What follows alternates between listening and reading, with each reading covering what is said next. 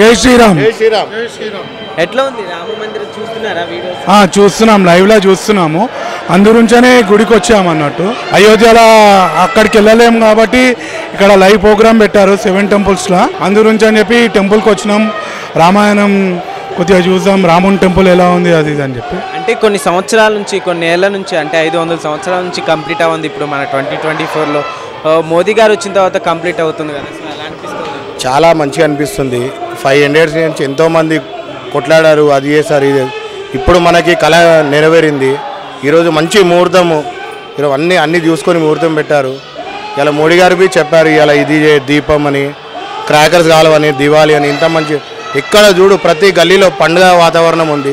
ఎక్కడ జై శ్రీరామ్ జై శ్రీరామ్ అంటూ భక్తులం ఇంకా భక్తి పెంచి మన భారతదేశంలో రామభక్తి అనేది పెరిగేలాగా మన కళ నెరవేరింది. జై శ్రీరామ్. ఓకే, అంటే ఇప్పుడు ప్రజెంట్ ఇక్కడ చూసుకుంటే రామ మందిరం ఎలా అనిపిస్తుంది? చాలా బాగా అనిపిస్తుంది. అంటే దానికి ఇప్పుడు కొంతమంది అబ్జెక్షన్ పెడుతున్నారు కదా, అంటే 18,000 కోట్లు దానికి ఖర్చు పెట్టారు, దాని బదులు కొన్ని స్కూల్స్ కావచ్చు, హాస్పిటల్స్, సో ఇలా కట్టించచ్చు కదా అంటున్నారు. సో ఏం చెప్తారు?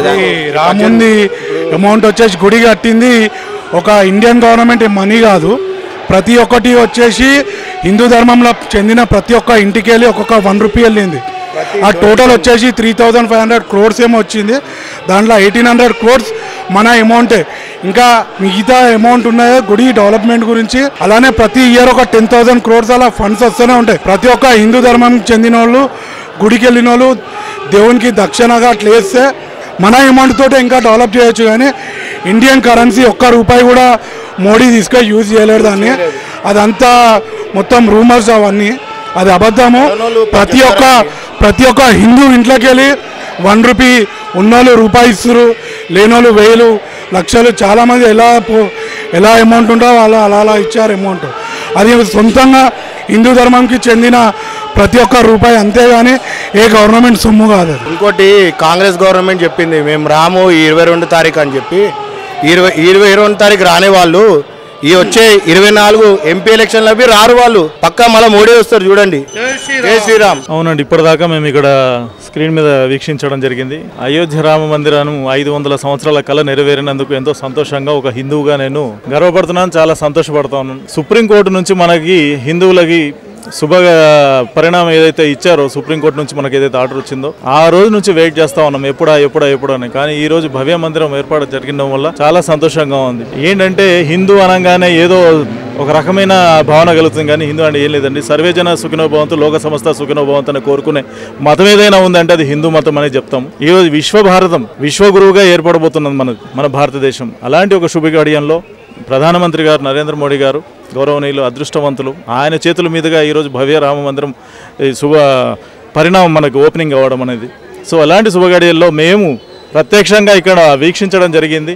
సో ఇలాంటి మంచి కార్యక్రమాన్ని దేశవ్యాప్తంగా కాకుండా ప్రపంచవ్యాప్తంగా కూడా ప్రసారణ చేయడం జరిగింది. ఒక హిందువుగా మాత్రం నేను గర్వపడుతున్నాను, చాలా సంతోషంగా ఉంది. నమస్కారం, జై శ్రీరామ్. నా పేరు సుధాకర్ అండి. ఈరోజు రామ మందిరం ప్రాణ ప్రతిష్ఠ నరేంద్ర మోడీ గారి చేతుల మీద జరగడం చాలా సంతోషం.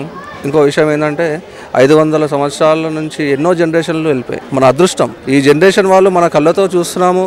రామ్లల్లాని అయోధ్యలో ప్రాణ ప్రతిష్ఠ చేసి మనకి దర్శనం కలిగే అవకాశం కలిగించిన మన నరేంద్ర మోడీ గారికి మనం ముందు ధన్యవాదాలు తెలియాలి.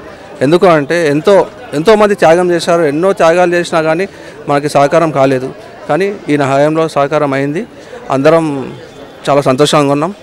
ఈరోజు చాలా పండుగ వాతావరణం. అందరం పండుగ దీపావళి మళ్ళీ చేసుకుంటున్నాం. జై శ్రీరామ్. చాలా బాగుందండి. నా పేరు రాజ్ కుమారి. నేను పుట్టి పెరిగింది ఓల్డ్ సిటీ. ఈ రాముడిది ప్రతి సంవత్సరము రామ కళ్యాణం అప్పుడు మా దగ్గర ఊరేగింపు జరిగినప్పుడు చాలా గొడవలు అయ్యేది, నిద్రలు ఉండకపోయేది. మా అన్నయ్య ఫ్రెండ్స్ అయోధ్య వెళ్ళి రామ మందిరం దగ్గరికి వెళ్ళేసి కూల్చి వచ్చిండ్రు సందర్భం. ఆహ్వానాలు వచ్చాయా మేడం? వచ్చేయండి.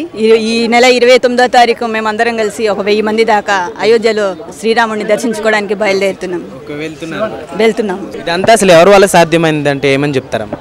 ప్రజలంతా కలిసి మోడీ గారు ముందుండి అందరికి చేస్తున్నారు. మోడీ గారు ముందుండి నడిపించి దాని మూలంగా అందరి హిందువులది ఉంది.